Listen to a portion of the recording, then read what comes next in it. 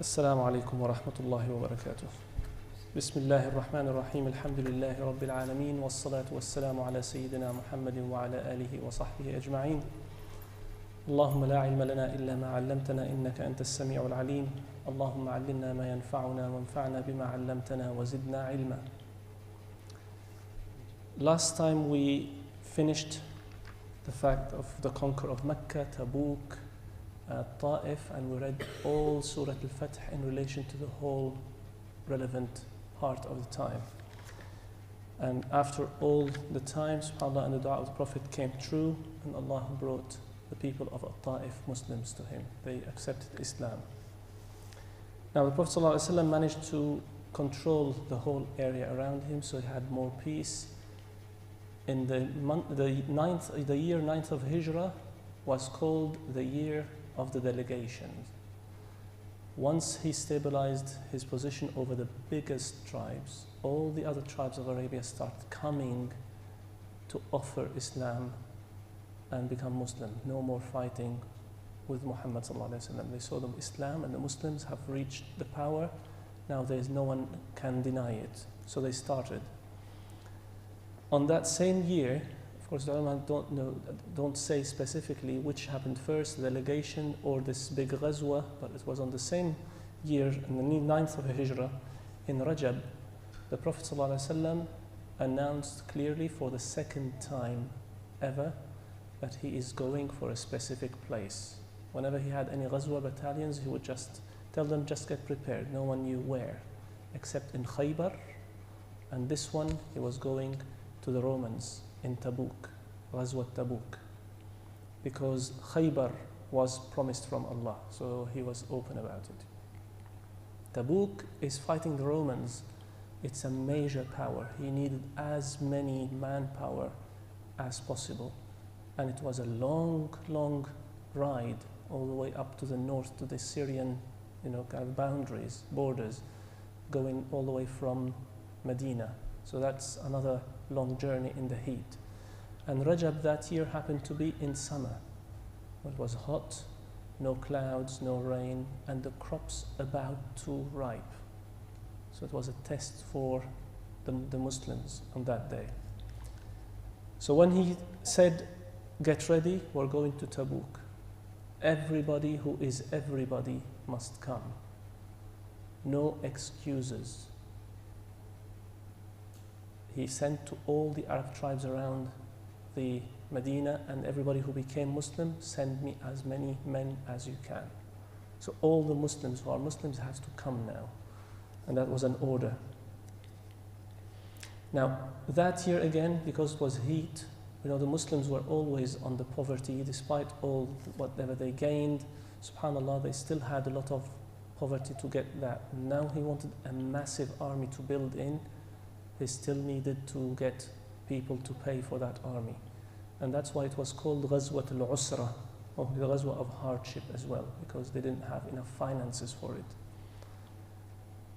So that was a test for Muslims, and Surah At-Tawbah in general was about Ghazwat Tabouk and about Munafiqeen, the hypocrites. So it was the surah that exposed the hypocrites and their attitudes.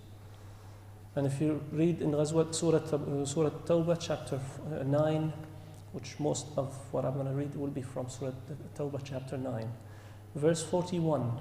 أعوذ بالله من الشيطان الرجيم بسم الله الرحمن الرحيم انفروا خفافا وثقالا وجاهدوا بأموالكم وأنفسكم في سبيل الله ذلكم خير لكم إن كنتم تعلمون. Go for jihad, light or heavy, doesn't matter. Prepare, you have heavy carriage with you, or being light, just walking, you have to go. And you have to do jihad with your money and your souls. So people who couldn't, sick, whatever, they can still pay some to help financing. And it's all fi sabilillah, for the sake of Allah. ذَلِكُمْ خَيْرٌ لَكُمْ إِن كُنتُمْ تَعْلَمُونَ. This is indeed better for you if you would know. And the following verse 42, لو كان عرضا قريبا أو سفرا قاصدا لاتبعوك if it was an immediate gain or a close nearby travel, they would have followed you. And that was starting to hit on the hypocrites. وَلَكِنْ بَعُدَتْ عَلَيْهِمُ الشُّقَّةِ, but it was so far for them to travel. وَسَيَحْلِفُونَ بِاللَّهِ لَوْ اسْتَطَعْنَا لَخَرَجْنَا مَعَكُمْ, and they will swear by Allah that if we could, we would have come with you. يُهْلِكُونَ أَنفُسَهُمْ وَاللَّهُ يَعْلَمُ إِنَّهُمْ لَكَاذِبُونَ. They get themselves into disaster and destruction of their souls and their end in the day of judgment, and Allah knows that they are indeed liars. So this was the first. Allah said, and again, that Prophet, it was an order to go for this ghazwa. There was no option.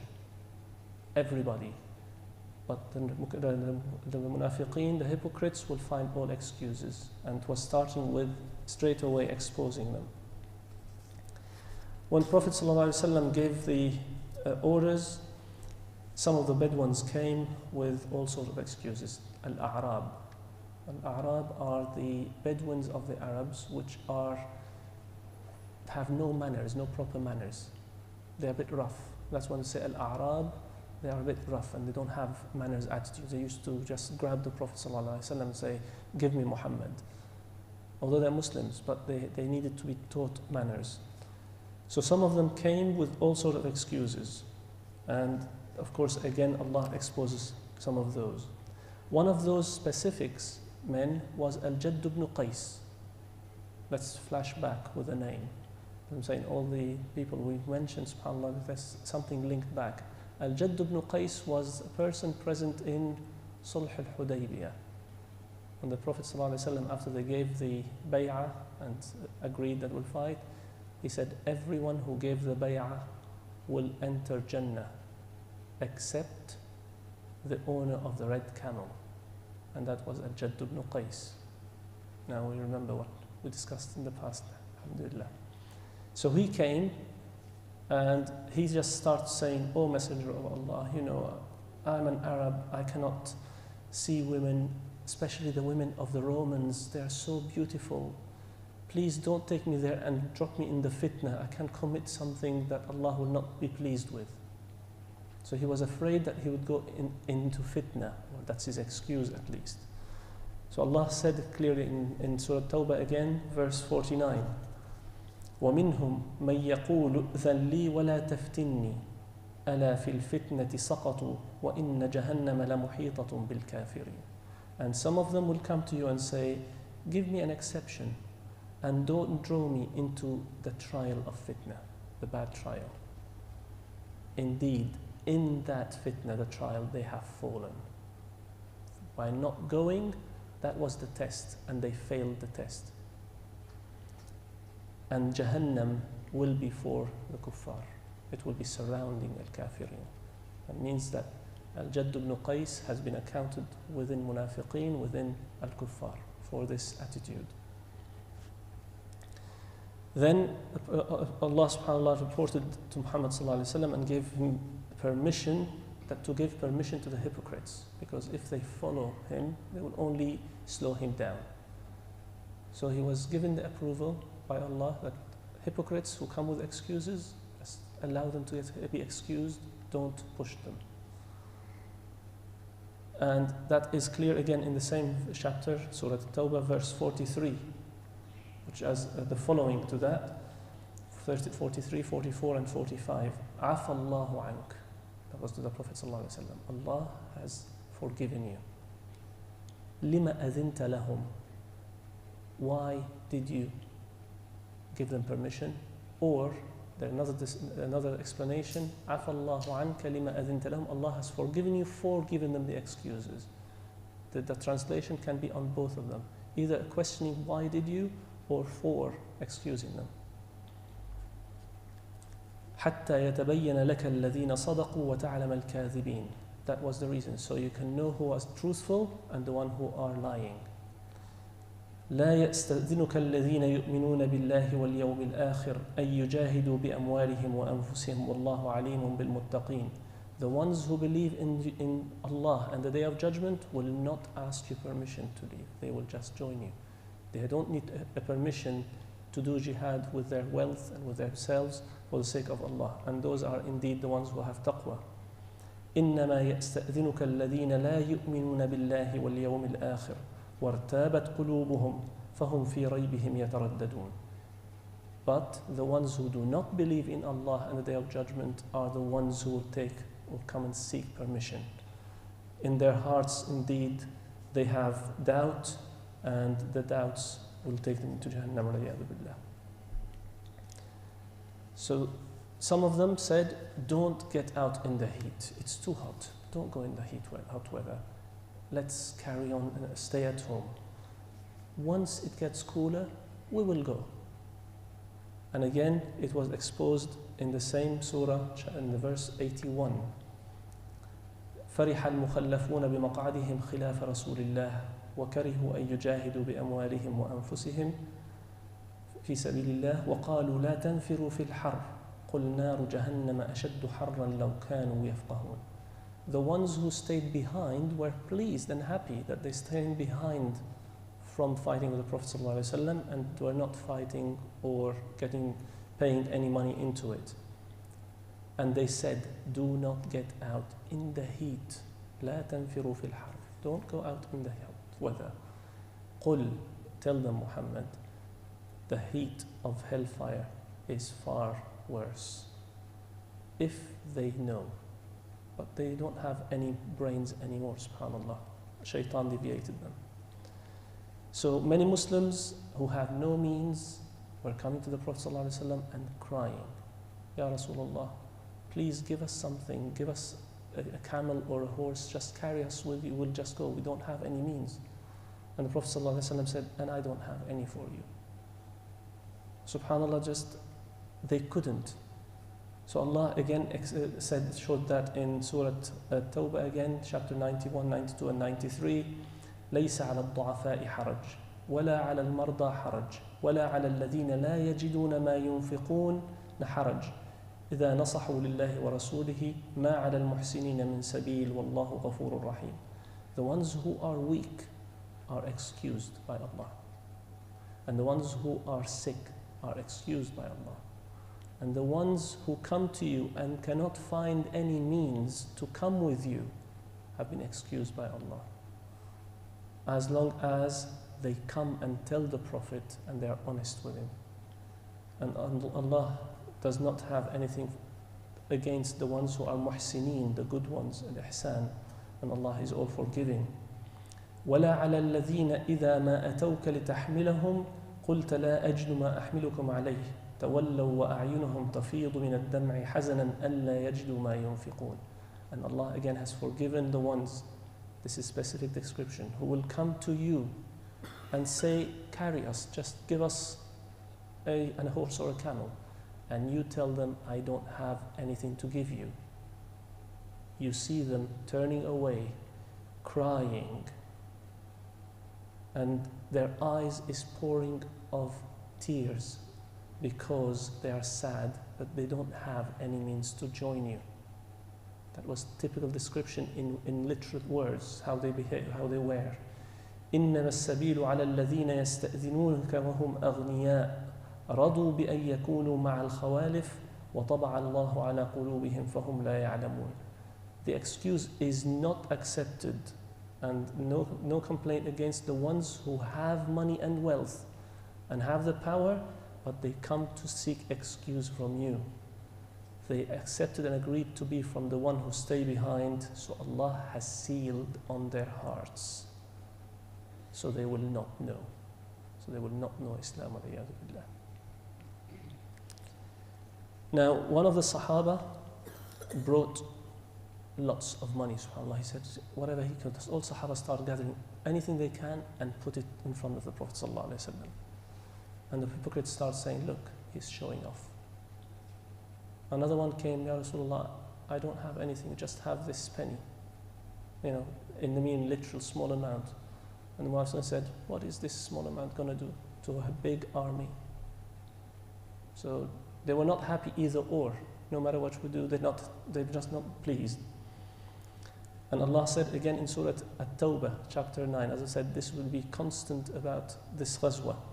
He said, الَّذِينَ يَلْمِزُونَ الْمُطَّوِّعِينَ مِنَ الْمُؤْمِنِينَ فِي الصَّدَقَاتِ وَالَّذِينَ لَا يَجِدُونَ إِلَّا جُهْدَهُمْ فَيَسْخَرُونَ مِنْهُمْ سَخِرَ اللَّهُ مِنْهُمْ وَلَهُمْ عَذَابٌ أَلِيمٌ. Those who just slander the believers who come with wealth, with their wealth. As I said, say, oh, look, show off. They slander him behind the back. And those who come and don't find anything to pay except some fruits of their labor, and they ridicule them. Allah will ridicule these ones, i.e. the hypocrites, and they will have a grief penalty. So after that, Prophet Umar ibn al-Khattab on that day, he said, it happened that I had a lot of wealth that day, subhanallah. So I went and I said, today I will race Abu Bakr. Look the hearts, how the good, between brothers. Abu Bakr was always doing good. This time Umar said, now I can race him, and inshallah I will win over him. So he came to the Prophet ﷺ and said, Ya Rasulullah, this is half what I own, 50-50, for the sake. Rasulullah said, Jazakallahu khair ya Umar, mashallah. Suddenly Abu Bakr comes and puts in front of the Prophet ﷺ some stuff. And Rasulullah knows Abu Bakr because he is his friend from childhood. He is his father-in-law, so he knows him inside out. He knows what he has, what he doesn't have.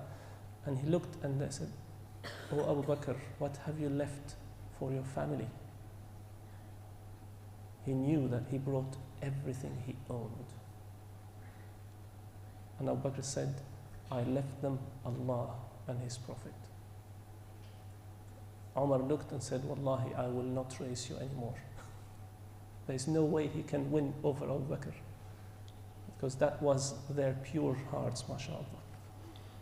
Now, everything was prepared, everybody has money, whatever, available, but still not enough. Imagine you need thousands and thousands for the troops. And the Prophet ﷺ stood up and said, who will prepare the army of hardship, al-usra, and he will have Jannah. People stood and waited and waited. Nothing. He said, who will prepare the army of Usra, and he will have Jannah? Uthman stood up, said, Ya Rasulullah, I will donate 100 camels, ready with their food, with whatever they need, with their weapons, for the sake of Allah. He said, Jazakallah khair. Prophet ﷺ stood again. Who would prepare the army of Usra? No one stood up. Uthman stood up again. Ya Rasulullah, and I will give a second 100 camels prepared with all they need of weapons, food, and everything for the army. And I repeated a third time and a fourth, and every single time the only person who stood up was Uthman radiallahu anhu. Until the ulama said he said it 7 or 10 times. And at that stage the Prophet ﷺ said, no matter what Uthman will do after today, it will never harm him. And that was the level of Uthman ibn Affan. That's it. He was granted by the Prophet ﷺ that no matter what he does after this, he is forgiven. It will not harm him. Now, the army, after they prepared everything, they managed to get 30,000 men. That's a massive army in the language of the peninsula. So the Prophet ﷺ asked them to camp outside Medina. So inside Medina it wouldn't go. So everybody out, and everybody from the tribes coming can join them. So they camped outside the Medina. And the Muslims from Medina was about 10,000.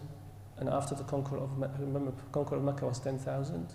Now just a year after, 30,000. So 20,000 extra in 1 year following the conquer of Mecca. That was how al-fath, inna fatahna laka fathan mubina. We have given you a big conquer and a clear. At the same time, Abdullah ibn Ubay ibn Salul, the head of the hypocrites, he made a second camp next to the Muslims' camp and started asking people to come and join him. He said, come to me, why do you want to go with them? Just wait here, we'll camp there. After a few days, a week, we'll have the crops ready, we'll get our crops and then we'll follow.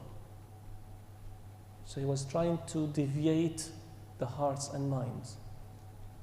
And some, of course, all the munafiqeen joined him. And unfortunately, some of the Muslims were affected by that. And Allah was testing the hearts. The Prophet ﷺ, when he moved, he left ruling on Medina, Sayyidina Ali, karramallahu wajhah, Ali ibn Abi Talib. Sayyidina Ali stayed there first day and started hearing rumors from Abdullah ibn Ubay and his men. Look, he left his cousin behind because he doesn't like him.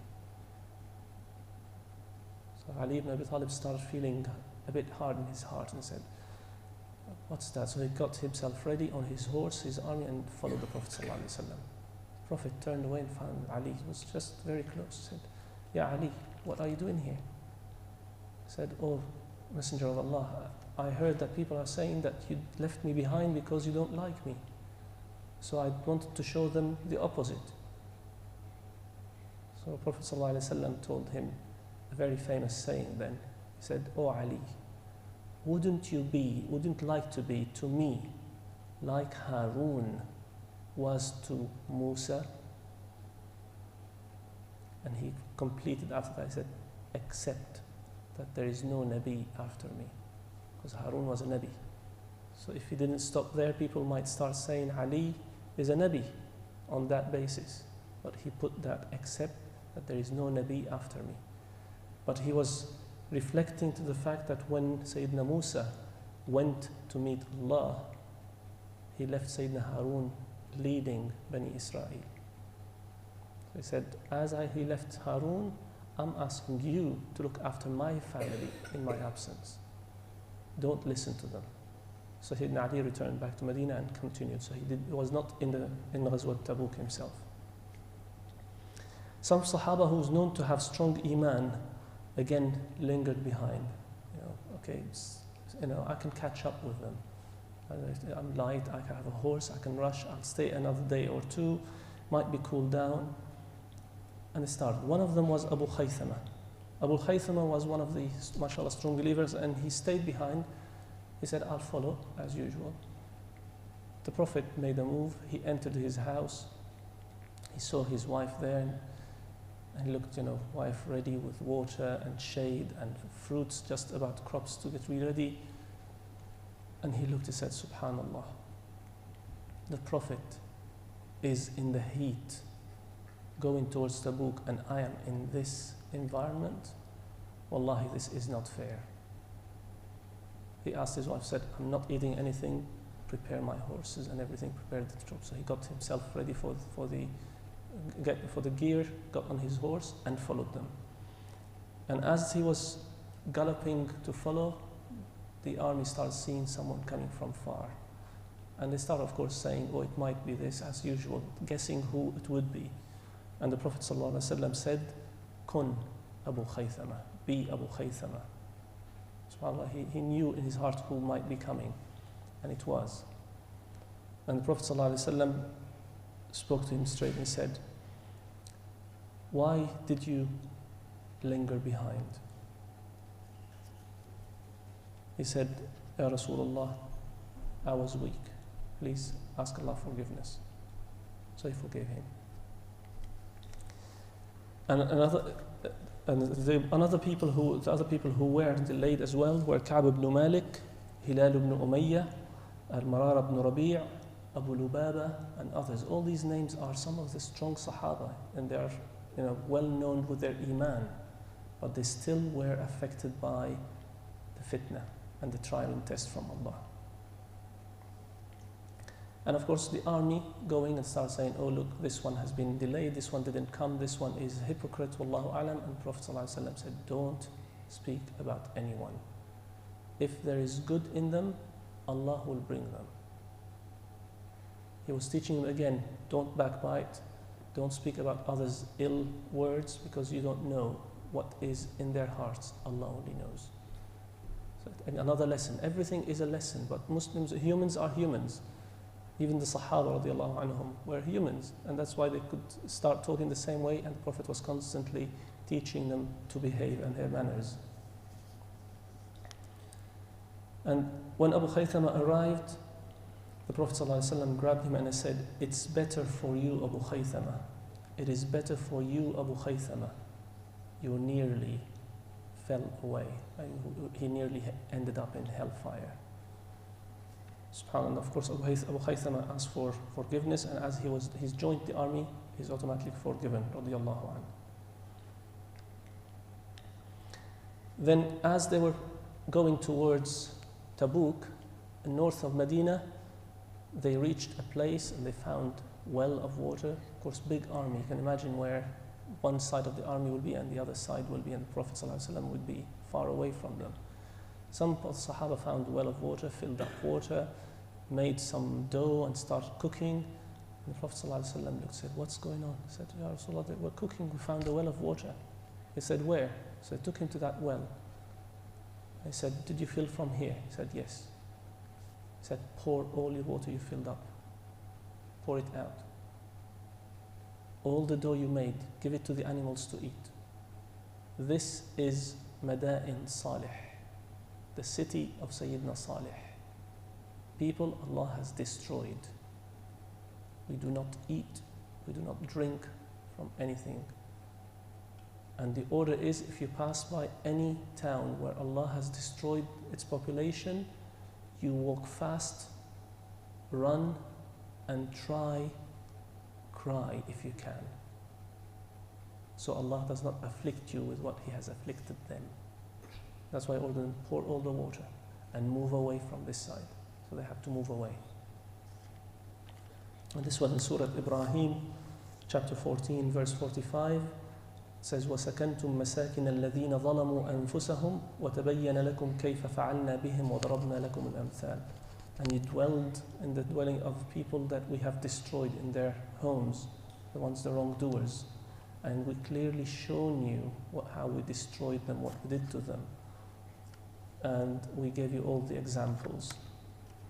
So that was another thing that happened during, passing to Tabouk. That was a lesson about people who were destroyed. So if we know where Ad and Thamud and Qawm Lut, if we know where they lived and we pass by that area at any stage, we should just run, because they were destroyed by Allah. We should not stay there.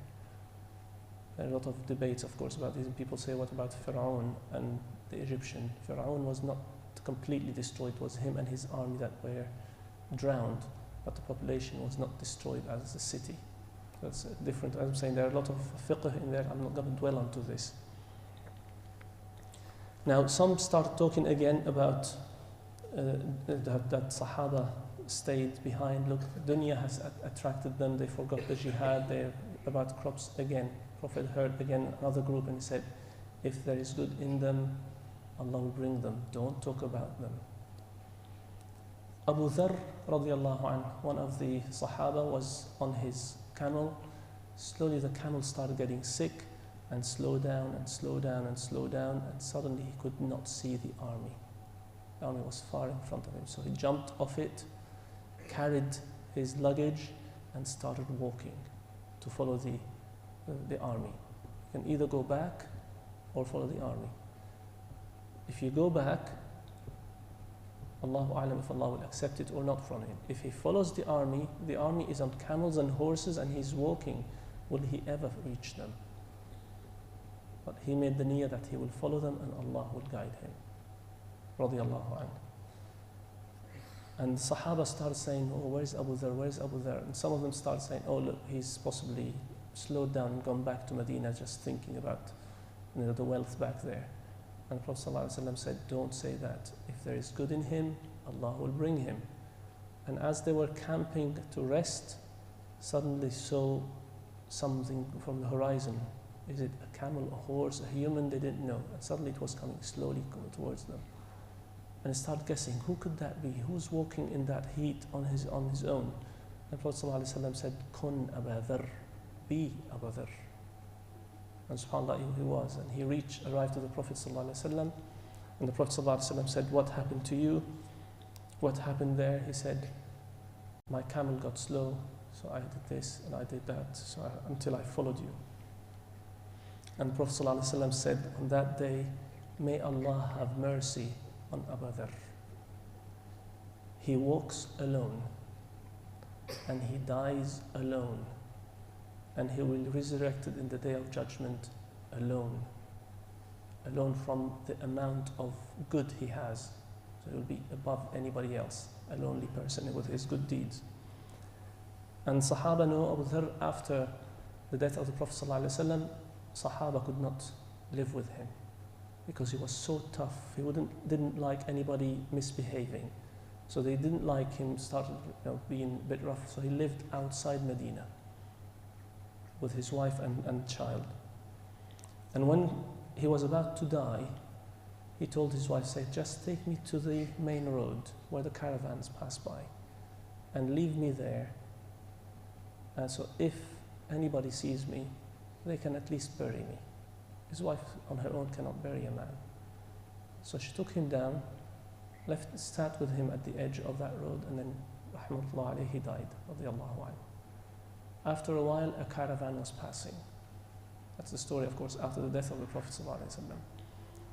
And that caravan stopped. They saw a man on the edge of the road. They jumped, oh, what's that? A body. And a man in this caravan was Abdullah ibn Mas'ud radiyallahu anhu. He recognized him, and he started crying. They said, Ya Abdullah, why are you crying? He said, this is Abu Dharr, the companion of the Prophet. And wallahi, I witnessed the Prophet in Tabouk saying, may Allah have mercy on Abu Dharr. He walks alone, and he will die alone.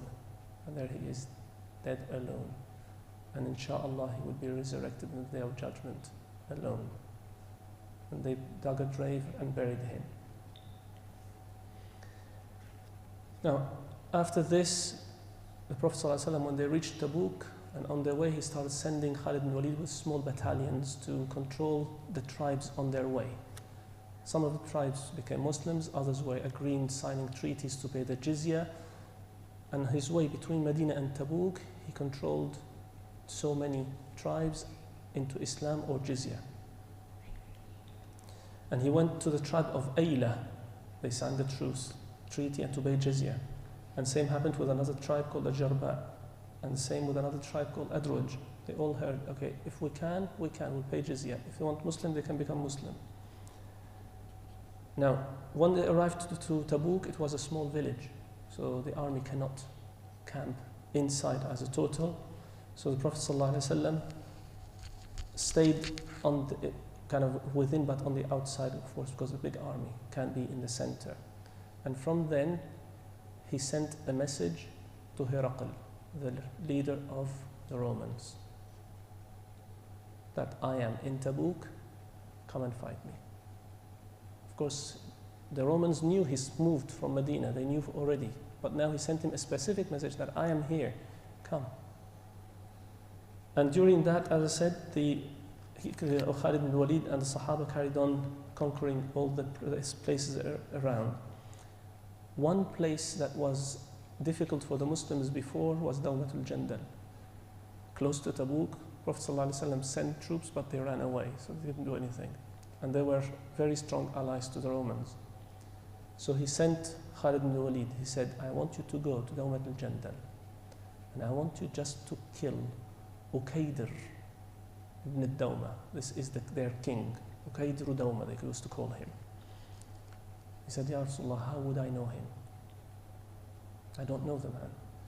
He said, you will find him going out to hunt the wild deers, the deers with big special horns. I said, okay. He believed the Prophet ﷺ, but how can someone who is preparing and knows that the Muslims are just across the road from him, as we speak, will be just hunting? He will be just locked up in his fortress. But he believed the Prophet ﷺ. So he went with few of his Sahaba and camped outside. They arrived at night. And they saw that Dawmat al-Jandal fortress was closed. Everybody was the guards.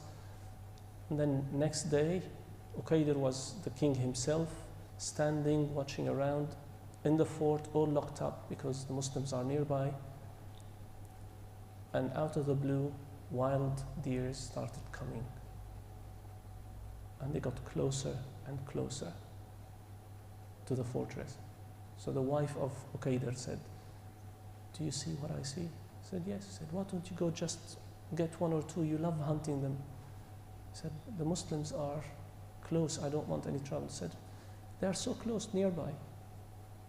And the deers get closer and closer to the level that they started scratching their horns on the wall of the fortress, to that level. What more does one need to hunt? Just get out, take one and come back. So he told his wife, "Okay, prepare me my hunting gear." So she went, got him the bow, the arrow, then prepared his horse.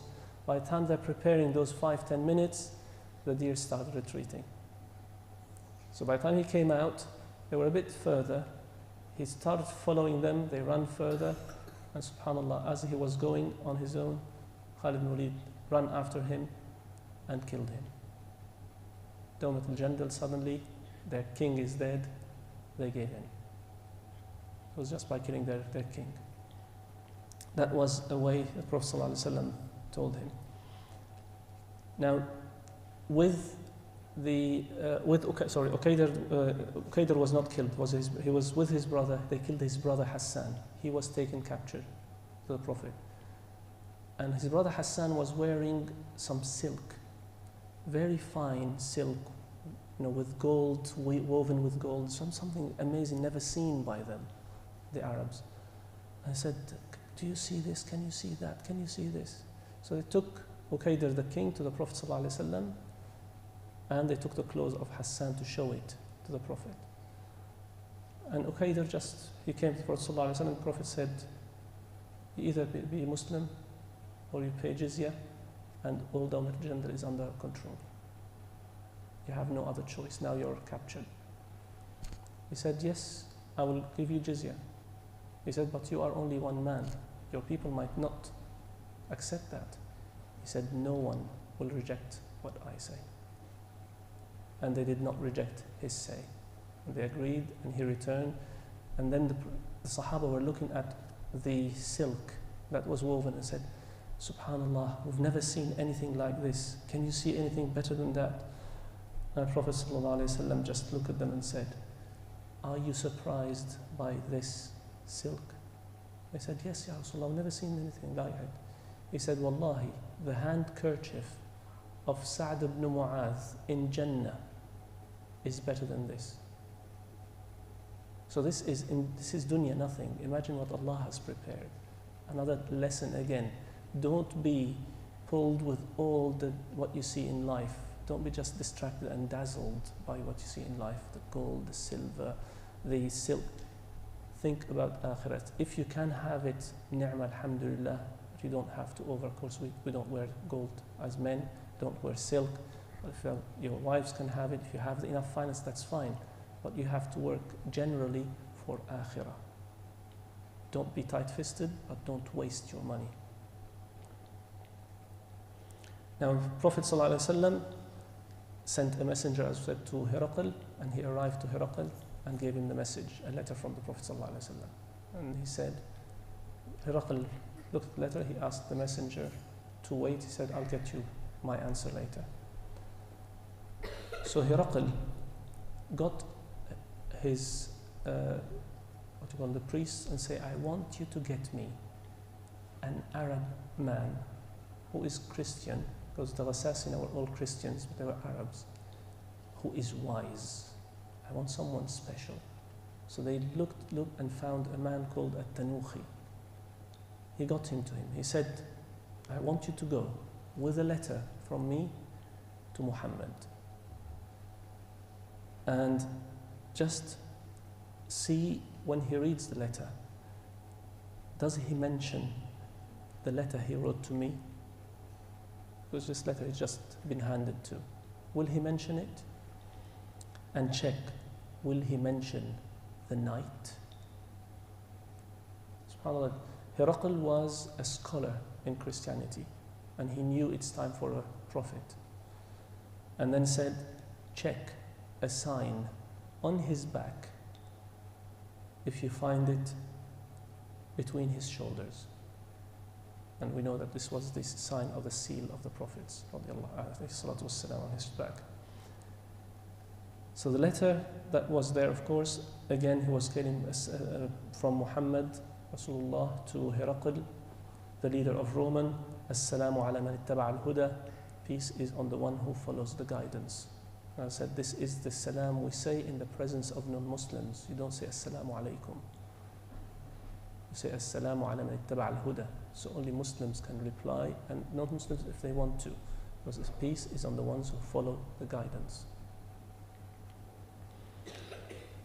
I am calling you to paradise as wide as the heavens and the earth. If you do not become Muslim, you will bear the sins of the Arisians, which are, that means the Christians, al-Arisiyin.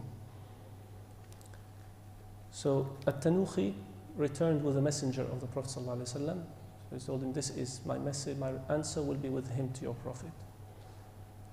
And he gave him the letter. The letter read, from Herakl, the great leader of the Romans, to Muhammad ibn Abdullah, not Rasulullah, Muhammad ibn Abdullah. You called me to a paradise as wide as the heavens and earth. If so, where is hell? Hellfire. If you're saying paradise is as big as all this, where would hell be? And he asked At-Tanuhi. He looked at him and said, first of all, I would like to ask you, what did Herakl, the leader, do with my letter? That was the first sign that he mentioned his letter. He said he read it and he kept it. He kept it, hold it. He said, as for Kisra, he tore it. It's the Persian leader. He tore his letter, and Allah will tear his kingdom. Herakl has withheld my letter, and Allah will withhold his rule. And people will keep feeling and continue to feel his power, i.e. the Christians' power, until, as long as there is good in this life. And that's why we still see that, subhanAllah, the Christian, as no matter where, they still have power. This is because all comes from the fact that Herakl, the leader of the Christians, withheld the letter of the Prophet. So Allah withheld their power, as long as there is good in life. Then he continued and said, after reaching it, he said, subhanAllah. Sorry, I just want to carry on from this. So, and when he said, he read the letter about, you called me for an area as big as the heaven, as big as the heaven on earth. Where is hellfire?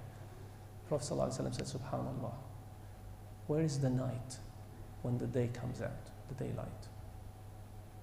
Al-Jannah is daylight, hellfire is night. Equation. So that was the second sign. Now he has to see the third, which is the sign on the back. How can he do that? So At-Tanuhi stayed. Prophet ﷺ said, if you'd like to stay with us, and started teaching about Islam and saw how wise he is, and he wanted him to become Muslim. But At-Tanuhi, subhanAllah, said, you know, I am one of my people. If they become Muslim, I follow. And the Prophet ﷺ said, subhanAllah, إِنَّكَ لَا تَهْدِي مَنْ أَحْبَبْتَ وَلَكِنَّ اللَّهَ يَهْدِي مَنْ يَشَاءُ. You do not guide whoever you like. Allah guides the one He wants. Or He wants Allah, and He wants as a person. The person who wants hidayah and goes for it, Allah will give him the hidayah. And Tanuhi stayed one day, second day, and third day, trying to see, can he see the sign between the shoulders of the Prophet? But he's always dressed up, how can he see it? And one day the Prophet ﷺ called him. He said, come. He said, yes. He said, he took off his shoulders, said, look, is that what you want? So he saw the sign and went back to Herakl and told him all the signs. So Herakl knew that this is the prophet and messenger who mentioned in At-Tawrat and in Injil. So he gathered all his priests and said, look, Muhammad, I have all the signs. He is the prophet that's been mentioned in our books. He is there coming to fight us. I offer you options. One, let's become Muslims and follow him, and we will have the power. The priests rejected it straight and started raising voices, and how can we follow all the power and hand it to someone else coming from Arabia? What are you talking? He said, okay, if you don't want that at all, let us pay him jizya and sign a peace treaty like everybody else. And his generals there started saying, what? Our might, power, how can we pay jizya to someone as weak as this little person coming from Arabia? He said, Wallahi, you don't know anything. If you don't want to agree with me on either first or second, I ask you for the third, and do not let me down. He said, what? He said, do not fight him. Let's sit here. Don't fight him. He is a prophet, a messenger. We will lose. And they agreed on that. The Prophet ﷺ stayed in Tabouk around 19 days, and none of the Romans showed up. And then Herakl sent him, said, if you stay, as long as you stay, we are not coming to fight you. So all Arabia heard that the Prophet ﷺ went to fight the Romans, and the Romans were afraid to fight him. That gave him more power and helped more of the delegations to come further from the tribes of the Arab Peninsula to enter into Islam. I'll stop here, inshallah. Coming to Maghrib, jazakumullahu khair. Subhanakallahumma bihamdika nashhadu an la ilaha illa ant nastaghfiruka wa natubu ilayk.